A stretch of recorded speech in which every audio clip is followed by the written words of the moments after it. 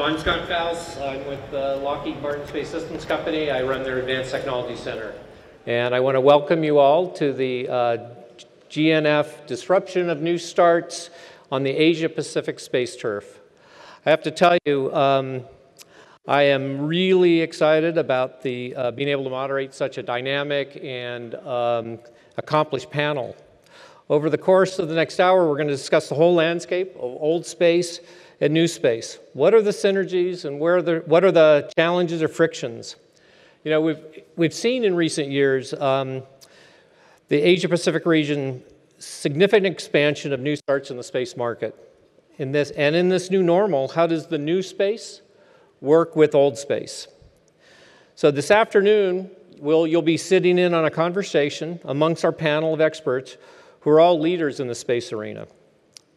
You will get insights into how these new starts operate, how they relate to government R&D organizations and established primes. We also, given the exciting news from yesterday, we also hope to talk about how the new Australia Space Agency fits into this new normal, you know, and so that's actually very important to be thinking about right now. By the way, we have volunteers roaming around the audience, so as you think of questions, make sure you flag them and send them down, because we're going to have time to take questions from the audience, so they're handwritten questions. Just a couple other things I want to mention. Preparing for this panel gives me great confidence about the future of new space in this region. The folks that you're going to hear from today all have great vision, and they're really driving this vision to reality. So it should be very exciting. The other thing I relearned in preparing for this panel is that innovation is truly an emergent process that can't be overly controlled. So this panel is a group of high-energy innovators, great vision, entrepreneurs, and the most important thing I need to do as a moderator is let go and let them go with it. So, and they've taught me about that. So we're going to start right now. I'm going to intro each member right now and give them an opportunity to tell you a little bit about their organization so you can appreciate the elements that they're bringing to this new community. So I'm going to start with Peter Beck. He's the CEO, CTO, founder of Rocket Lab, which was founded in 2006. Since then, he actually led the development and launch of a TIA 1 in 2009.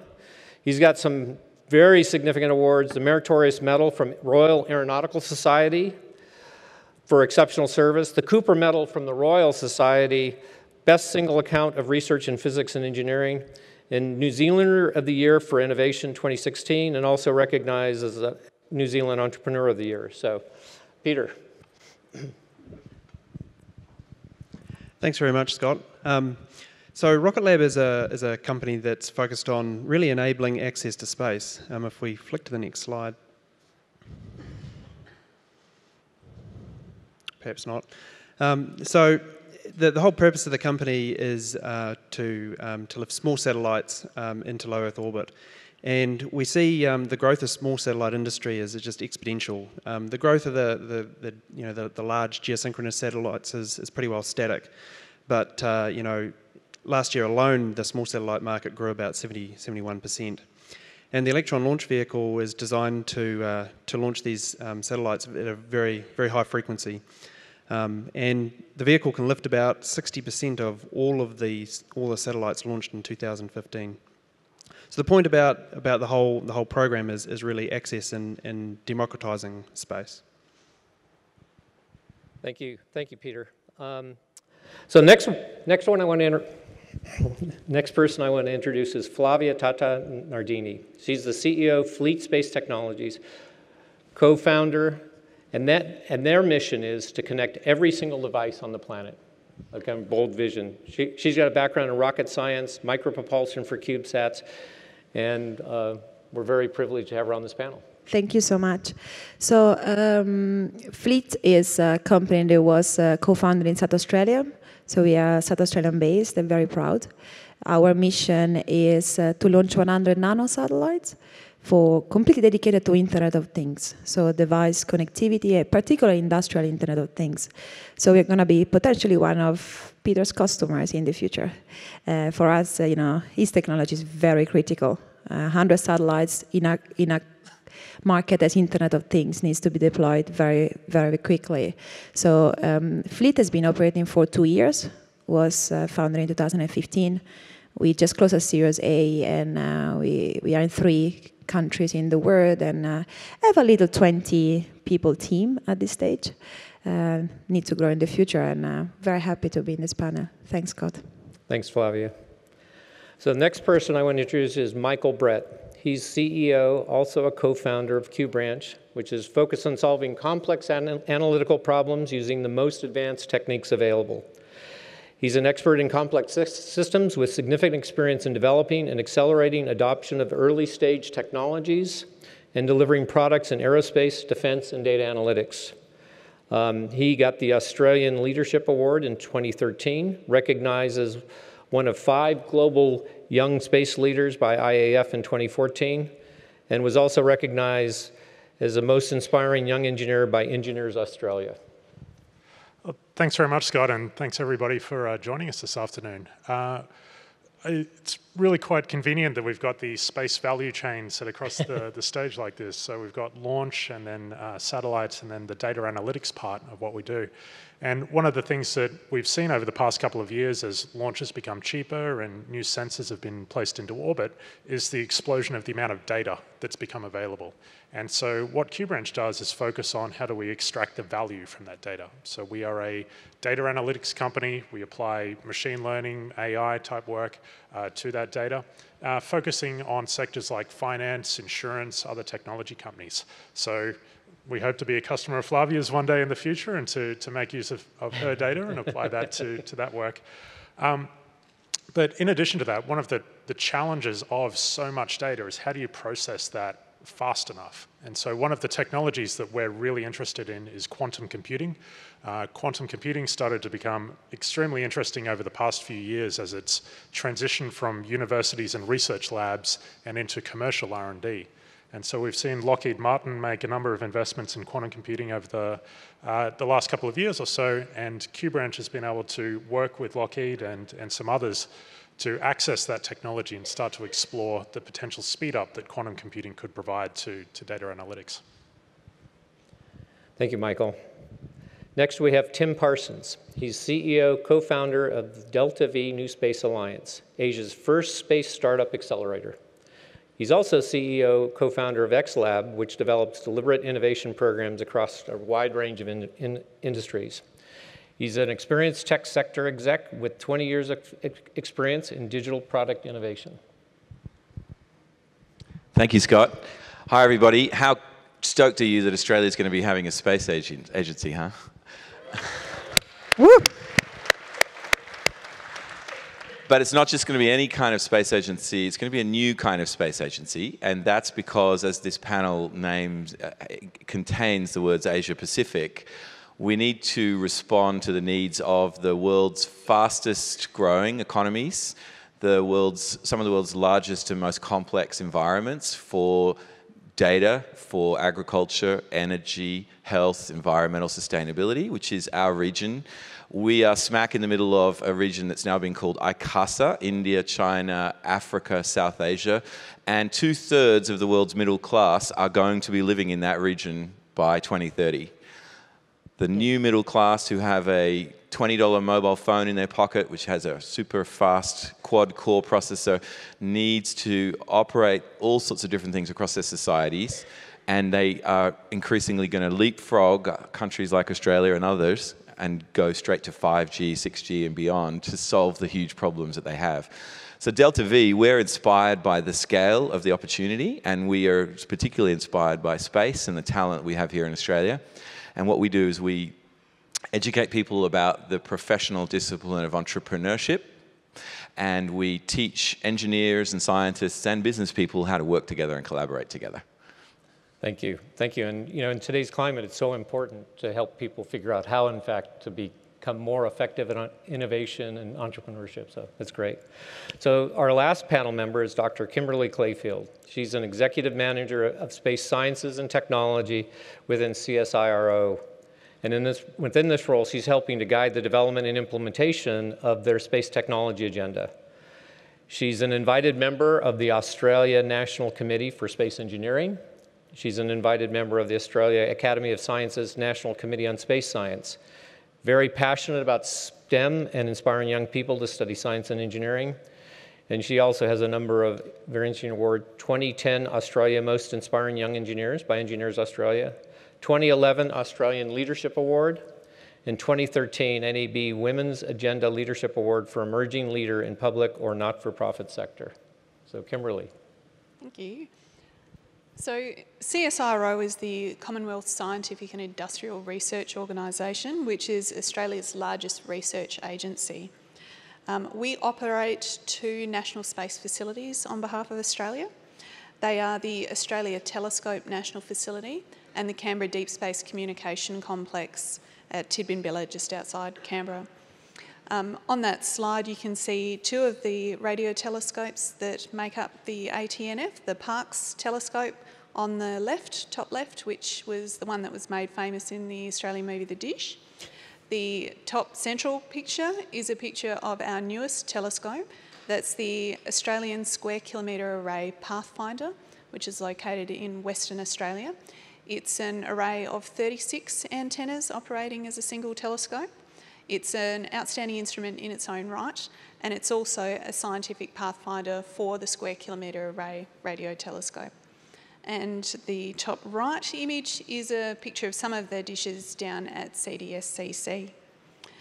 Now, in addition to that, we also have about 80 researchers who work in the field of Earth observations. We have world-class skills in Earth observation data analytics and applications development. We've also signed formal agreements with the European Commission and the European Space Agency to receive and regionally distribute all Australian data from Europe's Copernicus Earth observation satellites. And you may have heard the announcement that's just been made in the last hour or so that we are now a 10% partner in the Novasar satellite, which is being constructed by Surrey Satellites. And that's a very exciting opportunity for us to have an opportunity to actually directly task a satellite and to have some exclusive access to the data that's coming from that. In addition to all of those activities, we also conduct research and development in areas like advanced materials, sensor technologies and robotics, and we look at the combination of these and see how we might be able to apply them to new areas of space endeavour, like deep space exploration or off-world mining and so on. So we've got a very big range of space activities on the go, and you'll see on my slide there I've got the CSIRO website, but also DMTC. This is another one of our newest collaborative activities. We have provided seed funding to the Defence Materials Technology Centre, DMTC, to start a new program working very closely with industry and defence to develop Australian capabilities in sensors and sensor technologies for small satellites. I'll leave it at that. Thank you. Thank you, Kimberly. One of the reasons we wanted Kimberly, it's so important for Kimberly to be on the panel, is the kind of the role that government R&D will play in stimulating the development of new capabilities, new markets. And so what I'd like to do now, and remember, if you have questions, start writing them down. But first question I'd like to ask is, has to do with kind of the role, Kimberly, that your organization can play in helping to support disruptive innovation and helping large companies. So for big companies, when I think about disruption, I think about it as kind of a surprise requirement. Meaning there's a capability that up until now we didn't know was needed. And in my interaction, in my time with large companies like Lockheed Martin, I find they're certainly willing to entertain that, working on that, but they really want to see some kind of a demand signal from a customer, from the government, especially with Lockheed Martin. So, Kimberly, can you describe how your work with small companies can help the large companies appreciate the fact that there might be a future demand for a new capability? The DMTC High Altitude Sensor Systems program is a perfect example of this, in that it is a collaborative program between industry, research and defence partners. The defence priorities are a key driver of the program, but CSIRO is working with, I'll get to that in a minute, working with industry partners targeting TRL levels around 3 to 7. In the discussions that we've had, we're about to announce the 4 successful projects of round 1 later this week. And in the discussions that we've had a lot of Australian SMEs very interested and engaged in this program. And we're seeing them being strong partners in the first round of our activity, but we're also having lots of discussion with the aerospace primes. And we are hoping that in the future, perhaps when we get to round 2, which hopefully we will do, that we will begin to see engagement with the larger primes as well. I'd just add, in addition to that, that CSIRO also has an almost 30-year-long partnership with Boeing. And so we work closely with them to develop technologies of interest to them, but then also, conversely, working with the Australian SMEs and other industry to become part of that supply chain as well. Excellent. And, you know, the theme of IAC is all about collaboration, you know, and being able to create kind of the right kinds of collaboration between some of the new start SMEs and the established primes, I think, is going to be critical to creating, you know, a fast-moving environment. So I think the next thing I want to do is actually ask some of our the new starts about their innovation process. And one of the things we're hoping to do and helping you is get them to tell some stories about how they go about doing the innovation. So, you know, when you're trying to create a new product, you know, you want to make sure you're addressing customer needs, and you'd like to be able to just go ask them what they want. But of course, they don't always know what they want, and especially in today's climate when things are changing so fast, it's hard for any one group to say this is what it is. What we really need to do is find opportunities where you can create interaction with potential customers. It could be a kind of a joint exploration of high value capabilities. So, and Pete, I'll start with you, you know. Can you describe how you kind of, you know, Rocket Lab approaches innovation? Yeah, I mean, it's all about speed of iteration for us. In some respects, we weren't exactly sure what the right payload capacity was going to be for the Electron launch vehicle. But, you know, we had a relatively good data set to start from, and sometimes you've just got to start. And we iterated on the launch capacity a couple of times, but settled in pretty quickly. But I think the key really is the innovation cycle and making that quick. And we have a saying at Rocket Lab. It's called the fail fast saying. So sometimes it's best just to make a decision, and it might not be the best decision, but sometimes it's just good to make that decision and go off in a direction. And you might find it's the wrong direction, but it's worse to sit there studying and postulating on an idea for ages and ages and then do nothing. So we have a process. It's, you know, we call fail fast, where we'll iterate very quickly, find out what works very quickly and what doesn't work very quickly, and then get to an end point as fast as we can. So you must have to at some point develop some taste, though, for how much analysis and when to go test it.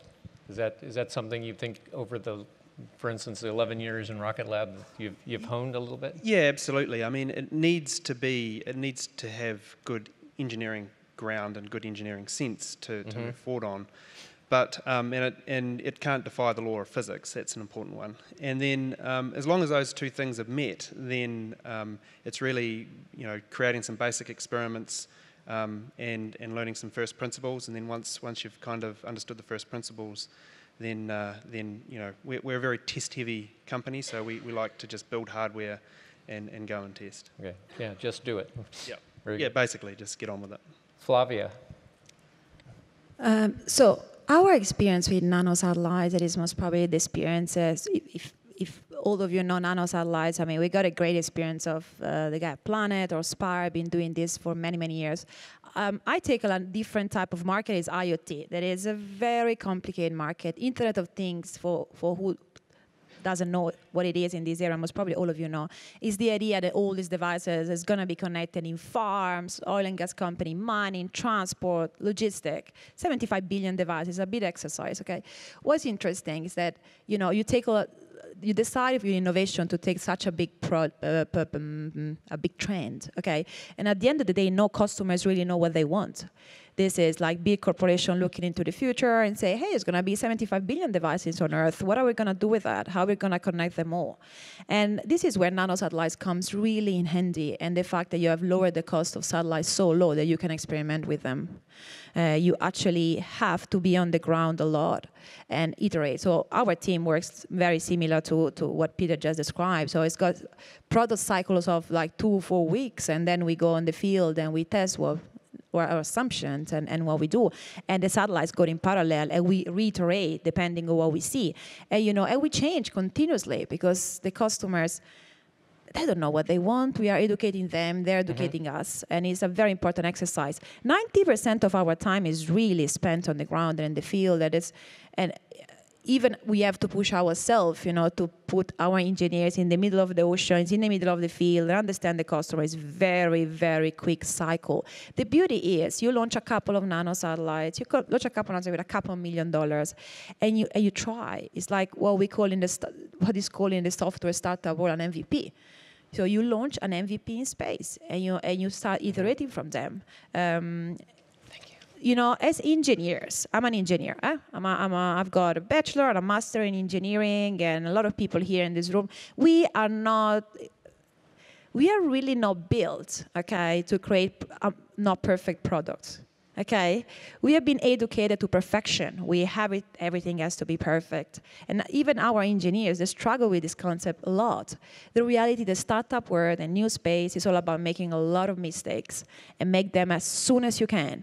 Because when the product hit the market, then is where it becomes really troubles. And you have something that makes absolute sense, okay?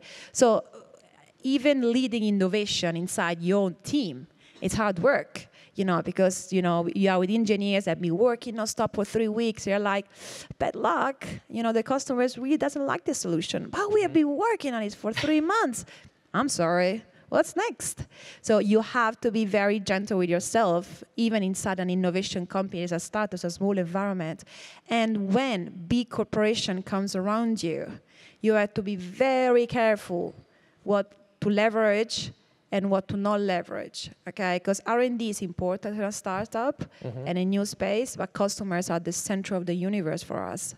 So when you are very, very small or you keep growing, you have to be very careful that innovation go at the same speed. I mean, think about Fleet is at 20 people.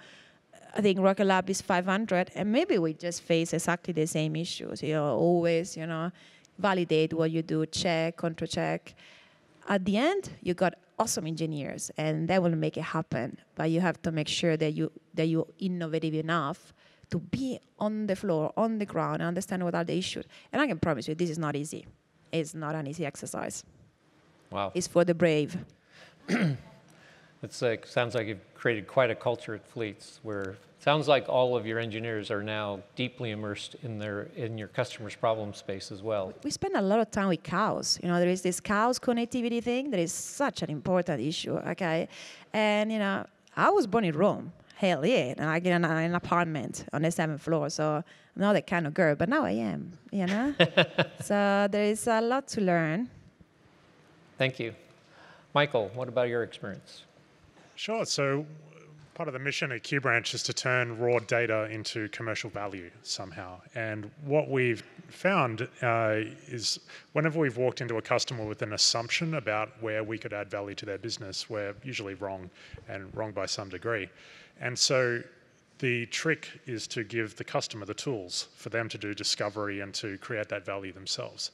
So QBranch today is in the tool building business. We create data analytics tool sets, which we can then work with customers in so that they understand their domain expertise and how to assist in that transformation. And we provide the expert support that wraps around that tool and creates that. So one quick example, in the quantum computing part of our business, we are creating the toolkit that developers will use to create quantum computing applications. And so on Friday last week, we ran a quantum computing hackathon here in Adelaide. We had 50 engineers come along to learn for the first time how to program a quantum computer using our toolkit, because we will never know the applications that they intend to use for this and how to unlock the value. But if we provide the tools to them, that's how we can assist in that transformation. What was the result of the hackathon?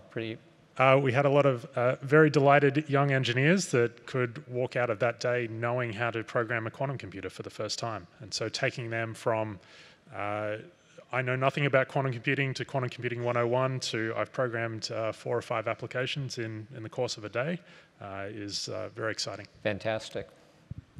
Tim, from an accelerator perspective, how do you think about this? Yeah, I mean, we want companies to get evidence that the customers love what they are making. And in fact, to do that, often people have to try experiments. They have to create things and actually not just ask the customer what they want. Yeah, that sounds great. Thanks. I'm sure I'd buy that if you had it. But actually put it in front of them and see if they take action. And I think it's dovetails into this idea that both Peter and Flavia have spoken about, which is iteration. And also something, Michael, we spoke about before in preparing for the session today, where you said, the younger engineers, they don't know what they shouldn't be able to do, right? You know what I mean? They don't know how hard it should be. Right, and so they just give it a shot. So I think it's sort of creating the condition where what the engineers and what the technology people are creating is then going to be tested with customers. And that's what the VCs want. That's what the market wants. They want that value proposition, a set of features that are going to provide a benefit to the customer. They want that to be demonstrated. And then they've got something investable. So it's what I call an aspect of the professional discipline of entrepreneurship, especially in deep tech, which is what all of us are working in. Interesting, right. Well, that was very interesting. So listening to the kind of the innovation processes you guys all described. Yes, you may. I'm sorry.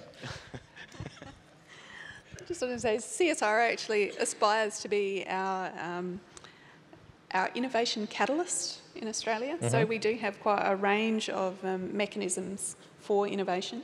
In addition to the R&D collaboration partnership programs like DMTC that I mentioned, sometimes we have one-off activities like a space workshop that we're organising next week with Tim to bring together space SMEs with CSIRO to share our capabilities and needs and see what we can develop from that.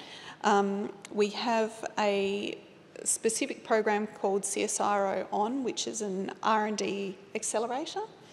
And we have more broader opportunities like the CSIRO Innovation Fund, which can provide venture capital and so on. Mm-hmm. So we've got a whole raft of ways of approaching innovation and, working with our customers and trying to find solutions that meet their needs.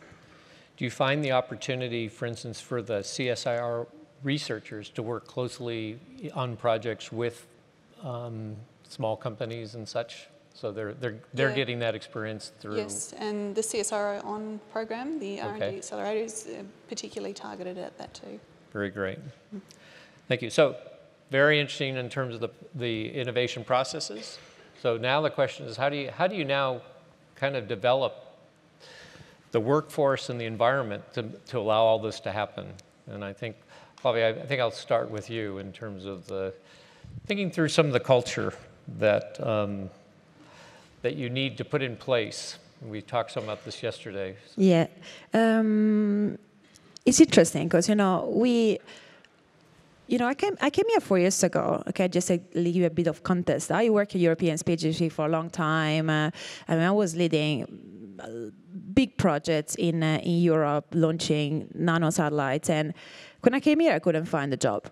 Okay, because there was no civil space in Australia, and I really couldn't find a job.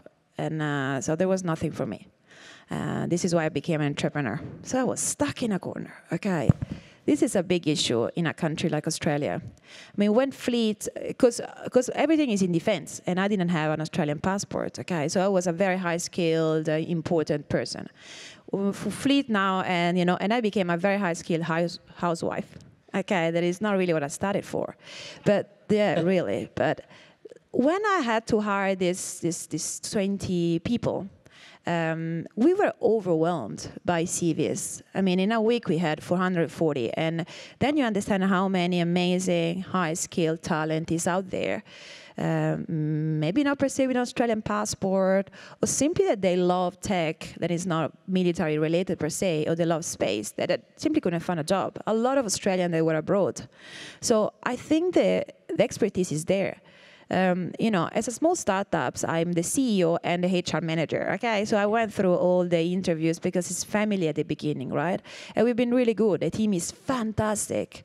And, so I don't think having talent is an issue in this country. I think universities are fantastic. And companies like this, they're very big luck to attract massive talent that absolutely love this kind of little venture, but we are very upfront about what we do in a startup. We are very upfront about how short is our runway, and our culture is so different, and they still love it. Okay, it's very demanding for them. It's new way of project managing. It's working with all the software Scrum idea of what we just said. So to create that culture, okay, first of all, you need a bit of inspiration, but you need also some brave engineers, very brave engineers. I have to do this comment that, out of 440 CVs I received, 10 were women. That is personally kills me, okay? Yeah. I mean, me and Peter, we had the discussion about, this female. It makes no sense. I don't understand. Like my electronic teams are all women now, and they're on fire. I mean, they're amazing. And it's also, gender diversification is so important, and it's such a pity. So there is a little bit of work to do, okay? But I would not underestimate how much talent is out there. I mean, half of the team we have stole it from military big primes. What is interesting, though, that you have to understand that, we had a discussion yesterday, we met all of us, about the speed of these people working, how you actually are teaching them to breathe entrepreneurship and to live this customer-centric life that we breathe in every week. And, you get into the risk, and then after 6 months, you're like, hey, I'm going to start my own startup. And that's fair enough, because this is what you're educating them for, to think big, to understand problems, to see the world with different eyes. So invest in them, and, they have to teach you. I mean, what I always tell to everyone is, I just come here and tell me about telecommunication, electronics. I don't know anything about electronics, okay? So they have to teach me. But what I'm trying to teach them is to start think as an entrepreneur, everything they do. And, if they start having their own startups, it's great. You create the ecosystem. Most of them, you have to treat them really, really well to keep them here. Peter just told me that his employee number 2 is still with him. That is amazing, okay? It's great, because you create a culture and people stay. So I do believe talent is there. Is the talent there? What do you think? Yeah, absolutely. And I think, firstly, your company is who you hire. It's not the technology, it's not the CEO, it's the people that the CEO hires is, in fact, your company. So, the bar at Rocket Lab is extraordinarily high, and we make no apologies for it being very high. I think, like Flavia said, after our first flight, we received 8,000 CVs. And that's a lot of CVs to go through. But nevertheless, we've made a point of only hiring the very, very best. And sometimes that's tough, because sometimes my managers will come to me and they just want a pulse. That's all they want, is just somebody to do this little job because it just needs to be done. And I'll ask them, well, is this the best person in the world for this? And they're like, no, but it'll do. And the moment you start hiring people that will just do is the moment that your company is no longer the best company on the planet. And I think every CEO will say, well, I've got the best people in the world, but you actually do have to have the very best people in the world. And then it's when you create an organisation of A players, then it's just fascinating and it's self-sustaining. And there's the old saying that a B player will hire a C player and whatnot. But if you fill your company full of the best people in the world, then they just naturally go and hire more of the best people in the world. And that creates the culture to really do amazing things. You both mentioned, hire top players, A players, but periodically they get the itch and want to leave. And so this concept of being willing to let people go, and that's a hard thing. And I know when I started with a small company, we used to kind of artificially try to hold people on. It was a mark that said, well, nobody's left. And I think that's the wrong answer. So, but how do you guys approach that? Of kind of when people get other advantages, their life changes, they just see new opportunities that may not align with the strategy you have. Yeah, I mean, it's kind of a double-edged sword because you want to retain your very best people, but you also have to be cognizant that those very best people also want to go on and do other things. And at some point in time, the really, really hard stuff is finished, and it's not so hard stuff anymore. And that's one of the challenges when you hire these people is that the not so hard stuff is not so fun anymore, and they want to go on to things that are just impossibly hard. Michael, how about yourself? Sure, it's incredibly challenging to build up that workforce, particularly for inherently complex things like rockets and satellites and advanced computational work. So you want to hold on to what you've trained and that experience base that you've got in the organization. And I think it's up to the company to create that compelling vision and that journey that we all go on together, that we are creating something new and different that people have prideship and ownership in, that can only kind of happen in startup organizations. To have that autonomy and self-determination, I think, is what attracts a lot of people to joining companies like ours to do that work. And so that's the challenge that we face every day, to ensure that narrative stays strong. So Tim, is part of your accelerator activity, is this part of what you're training your startups to think about? Actually, we work with big companies and small companies. So one of the things we teach companies to understand is how to create safety. And what we mean by that is not your job is safe. What we mean by that is, as your leader or as your manager, there's no mistake that you can make that I will not help you fix. So if you're a leader, as many of you will be, and you hire somebody or you have somebody who's suddenly working for you, the really important things to remember is to lead is to serve. So if you're into the status of your position, or if you're into being a glamorous founder, right, then maybe you're the wrong person. If you're somebody who believes that together we can make something amazing, and actually, if you screw something up because you made a decision, like Peter said, you didn't hang around and overanalyze it, you just took a call, it turned out to be the wrong call. If it's the wrong call, as long as you're not lying and stealing and doing anything deceitful, if it's the wrong call, I will help you fix it.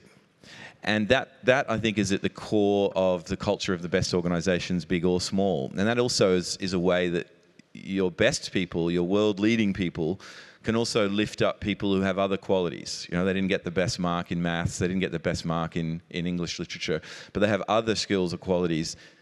And if you make it safe for them, those can come out.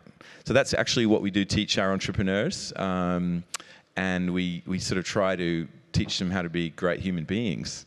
And then the best investors are interested in great founders who are going to learn, and being a learner, or somebody with a learner mindset, not a knower mindset, right? Somebody who knows how to ask questions and learn really quickly, not somebody who says, oh, well, obviously everybody knows that, right? Or how stupid of you to make that suggestion, right?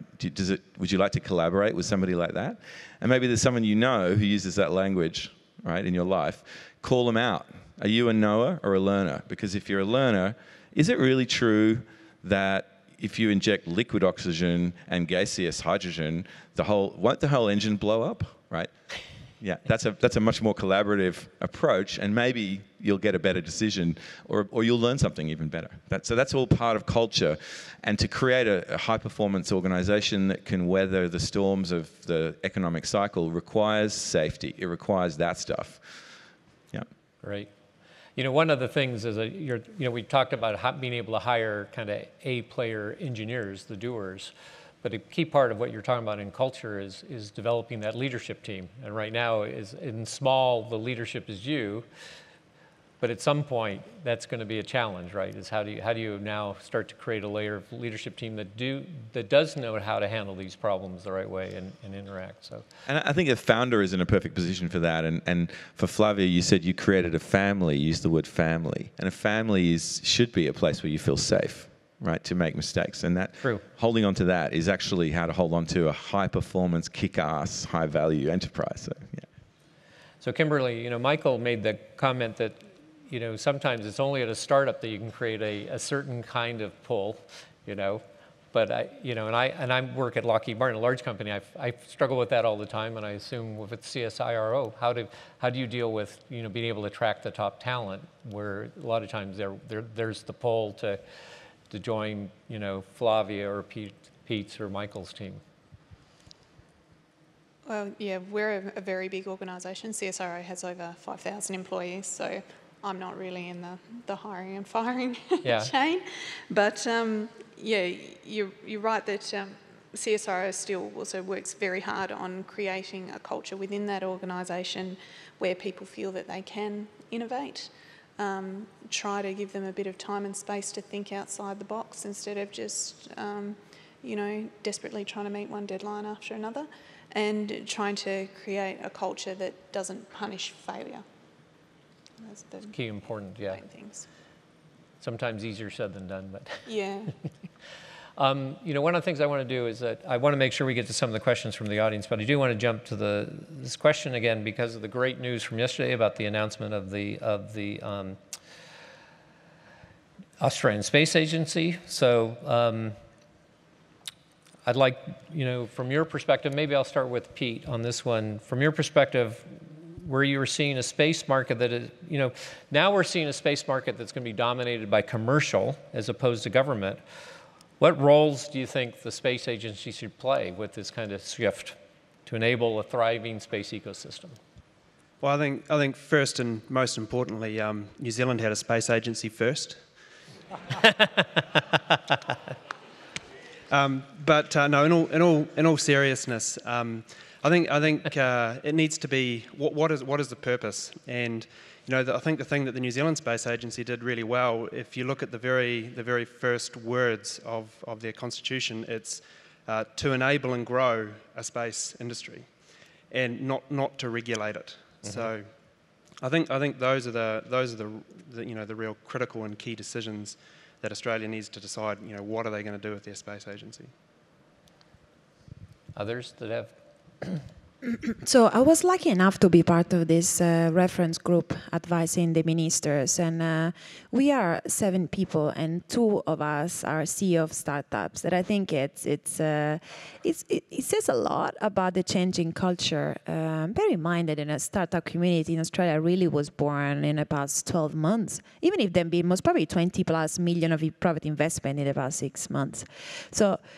As a mandate, okay, what we had to do 2 months ago is we spent a lot of time trying to understand what Australia wanted, and it was this united voice. Hey, we want a space agency, fantastic. So we announced it, and we got the next 4 months to understand how this is going to look like, okay, and. So I don't know. So I'm part of that, and I don't know how it's going to look like. It's going to go a roadmap that we will have to do all together in the next 4 months. And Peter, maybe you can tell me how that constitution is going to look like. Okay.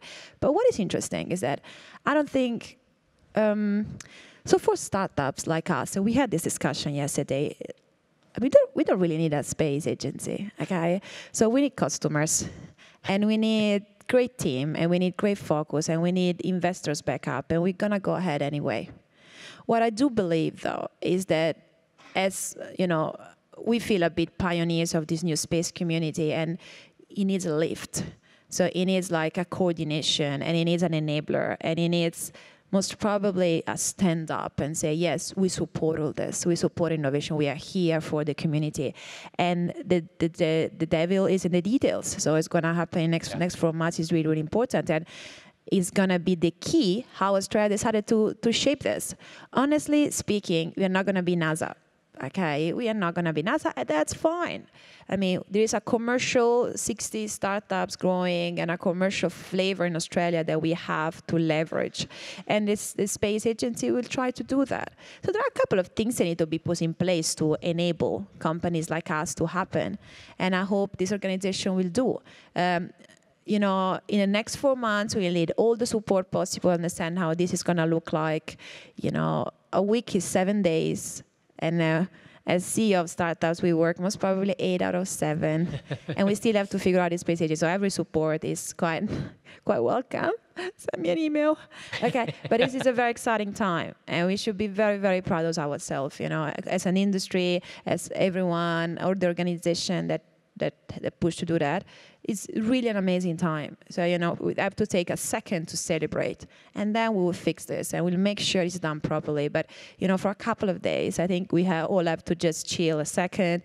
This is just happened because they did it first. I mean, let's be honest, okay? They're like, oh, they did it, we have to do it. But thank you, Peter. Yeah. Okay. I think this is an incredible opportunity that we all have to, for a once-in-a-lifetime experience, influence the direction of a space agency that's being created for the first time. So I will certainly be sending in my submission to the review panel on this. But I'd encourage people, as you think about this, to really focus on where the value is in space. And the value and the jobs of the future is in data and the collection, curation, extraction of value from that work. So I am more than happy to cede the launch business to our friends in New Zealand, and for Australia to focus on the data analytics side of it. I think that that's where we can extract the most possible value from the space industry. Do you think that the one possible role of the space agency might deal with the governance of data? Absolutely. I think a space agency gives Australia a seat at the table that allows us to be involved in coordination, collaboration type activities with other space agencies around the world to get access to those data sets and for us to contribute our value to that as well. So I think the really big, to Flavia's point, I think the really big, powerful thing we have right now is a very powerful question. And we should keep working on that question together, I think, as a community, as an industry, as a country, working on that question for a while. And in fact, even when we announce, you know, at the end of this period of review, we say, well, this is what we think 1.0 might look like. But we've got to keep working on that question. What is a great 21st century space agency? And so I think we have this wonderful thing called last mover advantage, which is we can look at the things that have been done elsewhere, and we can say, well, we're not going to do that, and we're not going to do that, and we're not going to do that. So I think that's one part. Let's hold on to the question, to what Flavia said. In Australia, we're an interesting country. We spend about $15 billion a year on fundamental research. You know, we kick it out of the park in the number of papers that we publish. But as a survey of the Australian innovation system last year showed, we suck at commercialization. Right, at taking all those amazing IP and turning them into the next Google, the next Atlassian, the next GE. We haven't done a great job at that. And I think space is definitely somewhere where we have extraordinary capability, and we need to find a way to have more Wi-Fi's, which is an Australian invention, more Redfern photonics, more cochlears, which all came out of CSIRO kind of work, and then were commercialized. Actually commercialized by a whole bunch of rule breaking and people going rogue and off the reservation, in fact, to be honest. So that's, I think the opportunity of a space agency is for us to learn how to do deliberate innovation. And then the final point, I think, is that in Australia, we have not, I think, always had this sense that Australia is a country where you can do anything. Because we didn't have a space agency. Yes, darling, you can be an amazing swimmer. You can go and represent us in cricket. You can become an incredible businessman. You can win all the Cannes Lions. We've done all that. You can become a Hollywood A-grader, right? But you want to be an astronaut? Oh, sorry, you got to move to America. And And so I think now that's the last one. That's the last thing that we've removed.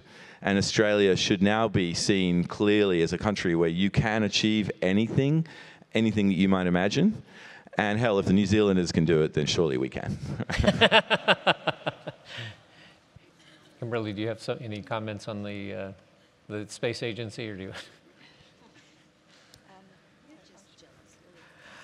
Well, we've got a question from the audience here, which is aimed at Flavia, Pete, and Michael. What was your experience like transitioning from an engineering mindset to an entrepreneurial mindset? Oh gosh, I don't think the engineering mindset ever really leaves you once you've you are that person. That's how you're trained.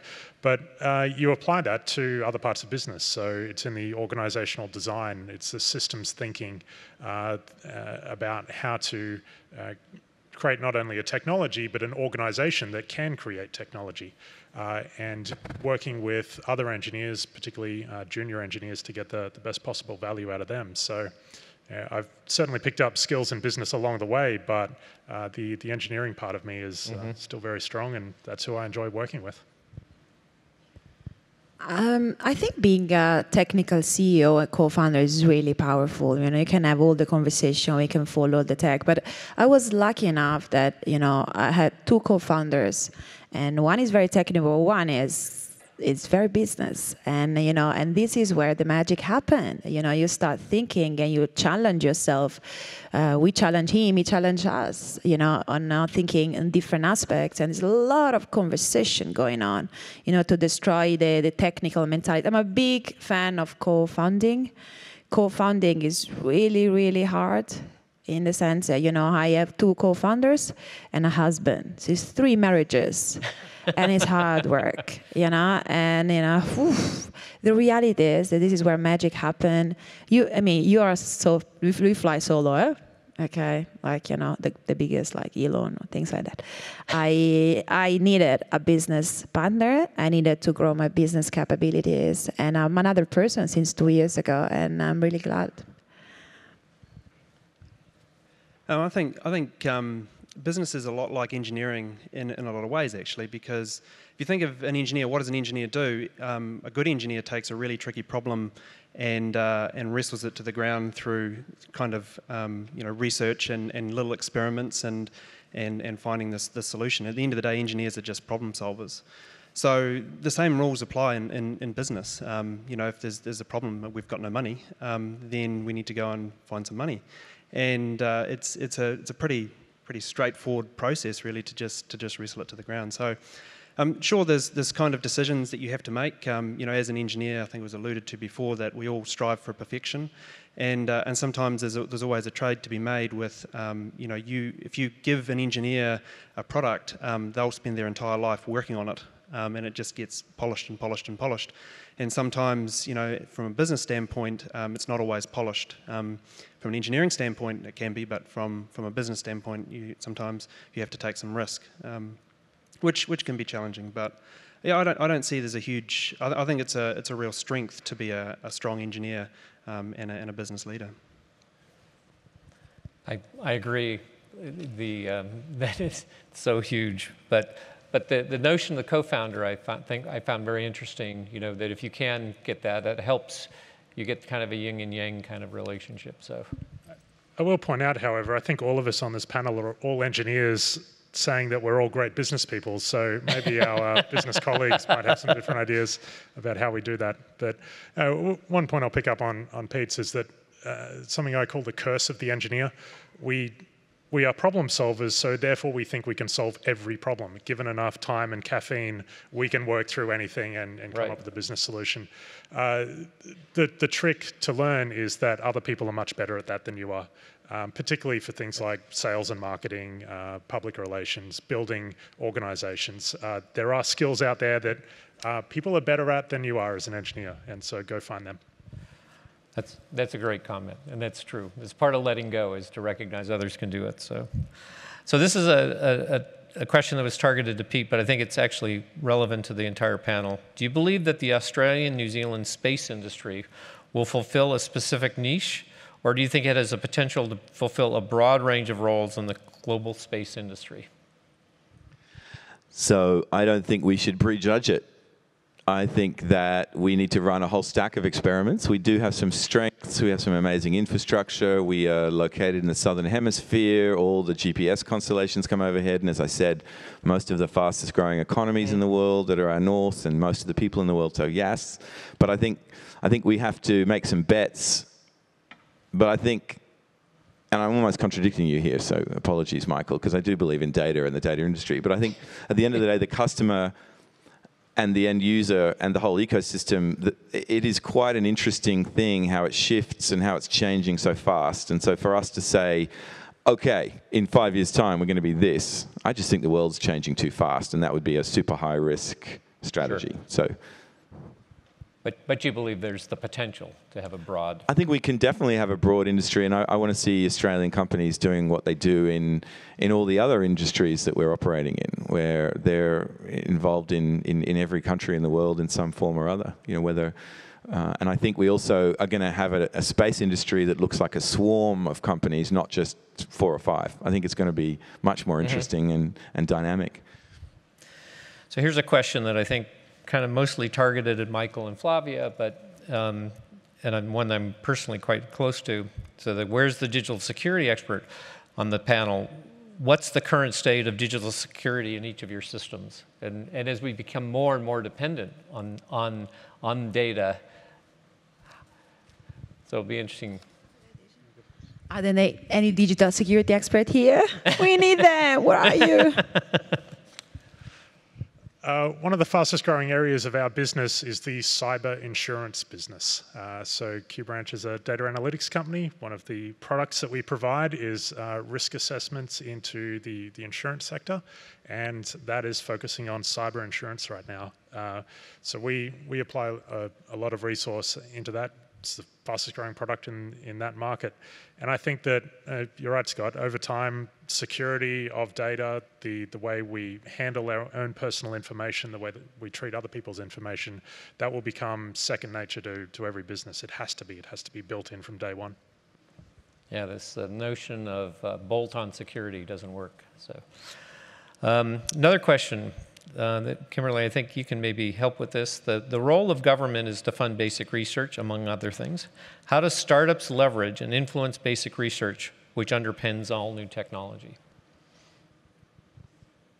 So I guess there's a number of answers to that from CSIRO's perspective, which are the kind of mechanisms that I talked about before, in that we are very focused on partnering with industry and with other research partners, with our overseas partners and so on.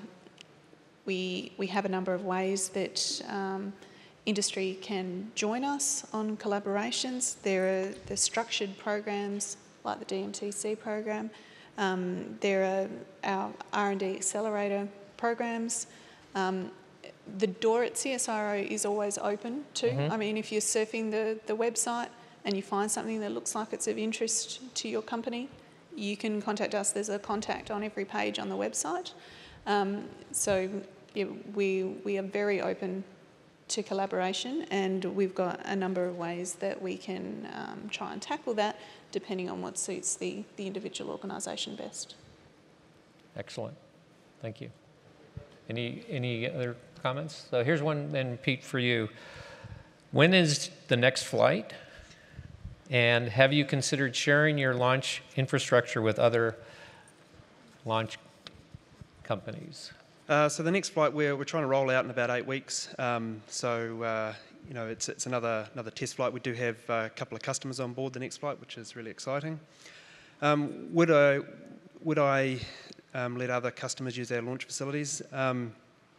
No, I think they need to go through the pain of building a launch site because it is horrendous. I know more about gravel roads than I cared to ever know, and you know, it's a massive infrastructure project. But in all honesty, you know, we're trying to shoot for one a month next year, and you know, Launch Complex 1 is there's just no spare capacity there whatsoever. It's exciting times. So I think we've got a couple minutes left. So what I was going to suggest is maybe each of you could take 30 seconds to just kind of closing thoughts. Oh, good, you put me on the spot. Yeah, I guess, I think it's a great conference, and there's lots of people, really interesting people here. I think the announcement of Australia's space agency, I think, is really exciting for Australia, and I congratulate Australia for that. I think it's really great. My only departing comment there would be, don't screw it up. Scott, thank you for this panel. Okay, I think it's really important in such a conference to talk about startups, what they're doing, innovation, and how they can leverage primes, work with primes. It's an exciting time for Australia, and we're really glad to have you here. But a lot of work needs to be done from now on, and also in these startups we are in. The future is where we have to work towards. It's going to be hard work. And it's a collaborative space, and I'm just so glad to have you all in Adelaide. For us, it's very exciting, and that we are all very excited. We do know there is a little bit of pressure on all of us, like startups and companies and space, ERG teams and stuff. But I'm quite positive, So I hope to, in 4 months, to have bigger news. For fleet, for space industry, for the space agency. So I guess stay tuned. I think it's very tempting in the space industry to think in nationalistic terms, like the New Zealand Rocket Company or the Australian Space Agency or the American Defence Complex or whatever. But if you start a company, a technology company today, it is inherently international from day one. And so that's why conferences like this, international conferences, and I'll highlight Space Generation Advisory Council as a way to get young professionals into international collaboration, is so important, because this is a global market from the moment you start the business, and you need to compete at that level. Thank you. Yeah, I want to just thank Lockheed Martin for supporting this session, and it shows that you're actually trying to understand and grow in your knowledge of how startups work. I encourage the audience to come by tomorrow afternoon. We've got another session where we have 9 companies, including Flavia, will give us a 5-minute pitch, 3 of them competitively, sponsored by the opposition, and ourselves at Delta V. And I think it's all part of a change now. Disruption is both a little bit scary, but it's also a huge opportunity for creativity, new connections, new opportunities. And I encourage everybody to just, try to see yourselves in a slightly more agile way, slightly more, there's more opportunities in the world than really perhaps I thought there were. And this session is exactly, you're trying to create the conditions for that. So thank you, Scott. You're welcome. Kimberly. I'd just say in closing that just remember that CSIRO is here to help. We are here to serve the Australian community and to strengthen Australian industry. We also have plenty of international partners, and we work very closely with them as well. We have a very wide range of facilities as well as capabilities. Some are directly applied to space already, some are not, but could be applied. So if there's any questions that you think that we can help you with, then we're always very happy to speak to anyone about that. Well, I just want to kind of restate what I said at the beginning, which is, after having a chance to meet with all of you, I'm incredibly optimistic about the future of the space economy down here in the region. I imagine it feels like we're looking at the future now. And I'd just like to have the audience thank you for you guys sharing your wisdom.